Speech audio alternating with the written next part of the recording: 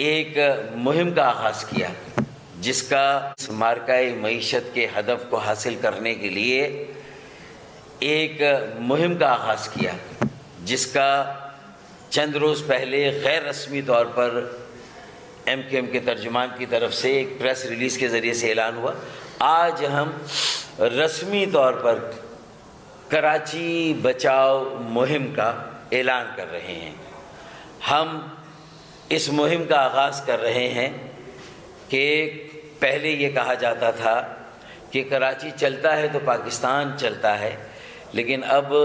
حالات اس نہج پر پہنچ گئے جو اس وقت کراچی کے حالات ہیں۔ یہاں کا انفراسٹرکچر، بنیادی سہولتیں، شہری سہولتیں، پانی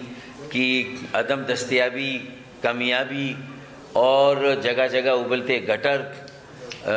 پانی کی نکاسیاب کی لائنوں کے رساؤ، پھر پانی کی لائنوں میں جس طرح جو ہے وہ نکاسی آب کا آنا اور جس طرح کا پانی لوگوں کو مل رہا ہے، اگر مل رہا ہے تو پھر یہاں کی سڑکوں کی حالت زار میرے خیال میں کسی سے ڈھکی چھپی نہیں ہے۔ تو اب یہ تو بنیادی سہولتیں اور شہری سہولتیں، پھر اس کے بعد کئی دھاری تلواروں سے میرے نوجوانوں کے مستقبل کو جس طرح تاریک کیا جا رہا ہے، ان کی زندگی کے ساتھ جس طرح کھلواڑ ہو رہا ہے، کہیں پر ڈمپر لوڈر انہیں بے دردی سے کچل رہے ہیں، کہیں پر گٹر کے جو ہے وہ کھلے گٹر اور جہاں ڈھکن موجود نہیں ہے وہاں جس طرح کم عمر میرے بچے گر کے اپنی جانوں سے ہاتھ دھو رہے ہیں۔ تو یہ ساری صورتحال یعنی، اور پھر اس کے بعد جو ہے وہ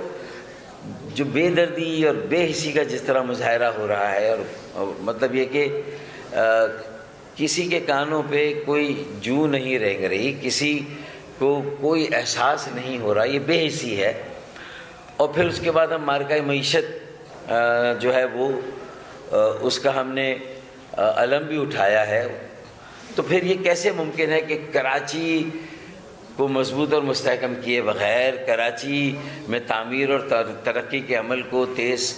سے تیز تر کیے بغیر پاکستان یہ ہدف حاصل کر سکتا ہے؟ تو ایم کیو ایم مارکہ معیشت میں اپنا یہ حصہ ڈالنے کے لیے ایم کیو ایم نے یہ فیصلہ کیا کہ ہم ایک کراچی بچاؤ مہم شروع کریں، اور اس سلسلے میں جیسے میں نے کہا ڈمپر لوڈر سے لوگ کو چل رہے ہیں، کھلے گٹر میں بچے مین ہول نہ ہونے کی وجہ سے گر رہے ہیں اور اپنی جانوں سے جا رہے ہیں۔ پھر ایک جو ہے وہ اسٹریٹ کرائم جو سنیچنگ کی وارداتیں ہیں، اس میں بھی جس بے دردی سے گزشتہ سال خاص طور پہ ایک بڑی تعداد میں ہمارے بچوں کو، نوجوانوں کو شہید کیا گیا۔ اور پھر اگر آپ یہ دیکھیں کہ ایم ڈی کیٹ کا امتحان ہو، اس میں جو کراچی سے تعلق رکھنے والے اور پھر سندھ کے شہروں سے تعلق رکھنے والے، حیدرآباد، سکھر، نواب شاہ، میرپور خاص، پھر بورڈ کے امتحانات میں جس طرح گزشتہ چند سالوں سے ہمارے کراچی کے بورڈ کے خاص طور پہ نتائج کو نیچے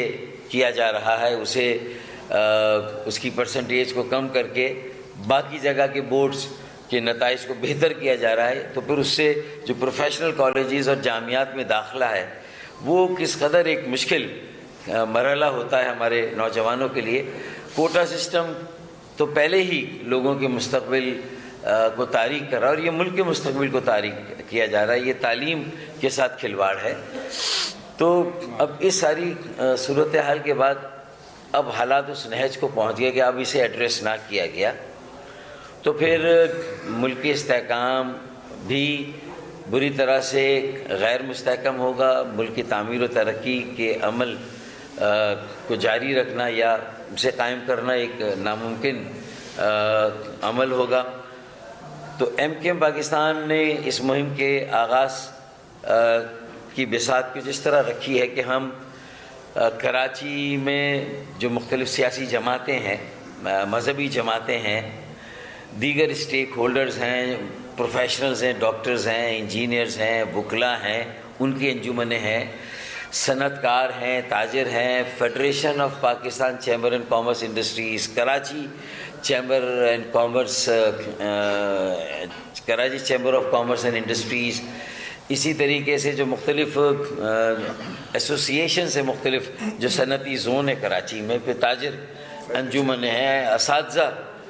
کے فورم ہیں، اکیڈمیاں ہیں، اور میرے خیال میں جو بھی زندگی کے مختلف شعبوں سے تعلق رکھنے والے لوگ ہیں، ان کے ساتھ ہمارے مختلف وفود جا کر ان سے ملاقات کریں گے. پھر ہم ان کے سامنے جو یہ مسائل ہیں وہ بھی رکھیں گے، اور اس پر ان کی مشاورت اور ان کی مشاورت کریں گے، ان سے ان کی تجاویز لے کر. پھر کچھ عرصے کے بعد ہم ایک کل جماعتی اور کل شعبہ جاتی ایک سیمینار کا انعقاد کریں گے. دیکھیں نا، 17 سالوں سے جو کچھ بھی ہو رہا ہے بلا شرکت غیرے، جس طرح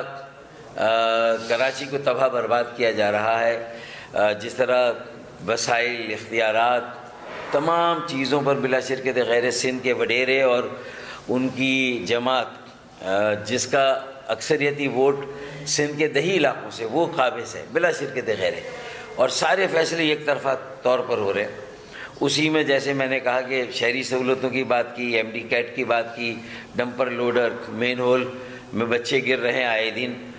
اور اسنیچنگ کی واردات میں لوگ جاں بحق ہو رہے ہیں. اسی طرح اگر ہم دیکھیں تو ای چالان جو کسر رہ جاتی ہے، پھر وہ ای چالان کے جرمانوں سے